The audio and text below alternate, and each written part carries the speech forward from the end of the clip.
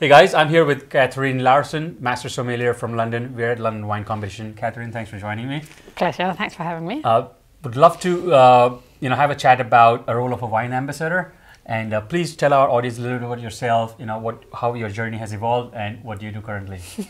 So yeah, up until 2014, I worked in restaurants, both in Copenhagen and then from 2007 in London, in fine dining restaurants with, I'm looking at you, so very big wine lists. And during that time, I also did, I did sommelier competitions, and I did exams. And then when I felt, so in 2014, I won the best sommelier of the UK. Amazing. And then when I felt that now I ticked these boxes that I wanted to while working on the restaurant floor, I thought it would be interesting to learn another angle of the wine industry, and then it felt natural to join a distributor. Got it. And then, so that's been when, like 8 years working in the distribution business, right? Yeah. So that's been since in 2000, and I think January 2015, I joined Enotria, and have been with them ever since, and sort of learned different. Where when you're on a restaurant floor, it's very much you have that journey of the bottle. Absolutely. Maybe from the distributor, but you choose what you put on your wine list, and then you sell that to the guests, and it contributes to their dining experience. But when you're with the distributor, you're more sort of the link from the producer, and then to the restaurants. Understood. And, so one of the big transitions usually happens when you're wearing a buyer's hat, and then now you're sort of wearing a sales hat, right? Like you're selling to the person you used to buy, right? What is something which people underestimate or get it wrong? Like, sometimes buyers have this, when you are buying, obviously you are the boss, sort of, you are making the decision, but now you are selling. What is a good tip or something which you would want to tell to the people who are going from that sort of role and transitioning into a rep or representative or ambassador or sales role? So I think something that, something to be prepared for, maybe rather than a good tip, is that, so of course, when you work and when you run a wine program in a restaurant, you to some extent, despise what goes on your list and decide what goes on your list and then sell it to the guests in the restaurant. But it's a softer way of selling. When I think, so in retrospect, it's a much softer way of selling and a much more sort of almost romanticized way of, because there's a strong likelihood that people who come and dine in your restaurant will have something to drink. Of course, there are today an increasing proportion of people who don't drink alcohol, but they're likely to have something to drink, and they're also quite likely to have wine. So you just need to point them in the direction of something. But when you leave the restaurant floor and you join sales for a distributor, for example, people don't have to buy from you. Correct. And you have to go out and find people who want to buy from you, either via your existing relationships or via the credentials of your portfolio, or whatever it may be.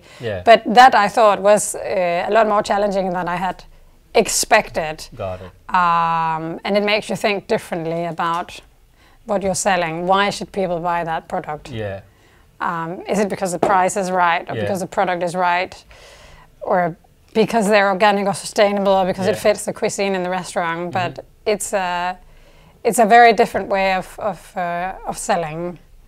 I don't know if that's a tip, but it's something something to think about. Prepare, right? I mean, that is a different thing, basically, right? I mean, that's a change that they will have. When you're out, selling, or I guess servicing your accounts, what does your day look like? How many accounts do you handle? What kind of volumes, or what kind of wine portfolios come to you, especially because being a master sommelier and at such a high, I'm sure you must be managing the premium sort of category. And who are your customers, basically, just to name some?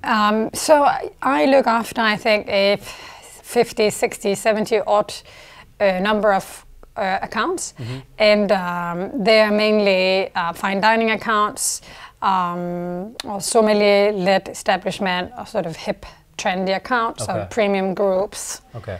And do you have a performance targets as well, that you have to open 10 new accounts a month or something like that, or you have to hit some numbers? So that's usually, targets are usually a combination of things. Okay. What are maybe those an things? overall number Yes. of growth from the previous year. Okay. But targets could also include placing some labels in a number of establishments, Got or achieving some by the glass listings, Understood. and that kind of thing. So it's usually targets are usually a combination of different KPIs. Got it. Oh yeah. And are there any reports? I mean, there must be a report, right? Like who do you report to? Let me go there. So my line manager is one of the managers in the London team. Mm-hmm. And that weekly report would show like number of accounts, average sale per account, new products placed. So I'm just trying to get into the like the exact KPIs, just to get an idea. Yeah, but so it will be like usually. So there is maybe a target of new margin growth for a year, Okay. which is then broken into 12 months. Understood. And that way you can sort of track what you're doing. Yeah. Every day, if you want to, against the month's progress. Got it. And then do it year to date or whatever. And the same, we have reports with which we can see, so I can run a report to see how many new listings have I done with a specific wine producer in January or Got it. 2021, and then I can measure myself against those things that I know I've been asked to deliver. Just one last thing. Yeah. What are some good memories that you have when you opened a new account with your creative sales strategy? You found this, you went there, or maybe on internet. Yeah. You did hacking, like growth hacking. Yeah. Something which you were proud of this process works in opening new accounts. Yeah. So actually, I have to say, I think that a majority of the new accounts that I open come via relationships that I have. People who have made exactly networking. People who's worked with me before And they're opening a new or restaurant, heard they about remember me. you. Exactly. So maybe actually that's the really good tip in this industry, as in other industries, the importance of networking. And I didn't learn that until much later in my career. But I don't think there is anything that is more important than People, working your network, yeah. relationships, people. Yeah, it's everything. Super. And it's Oh, just one last bit in the camera. Maybe you can give a closing tips to the wine reps out there who are trying to work every day and on the street trying to knock doors. Just something for them. Well, believe in yourself. Believe in that the product you have is the best. I mean, that's hopefully why you're working where you do. Believe in that it's the best. Work out your speech with why it's the best, and make sure to tell your customers every time why they need to work with you. And don't get discouraged if you're not always successful.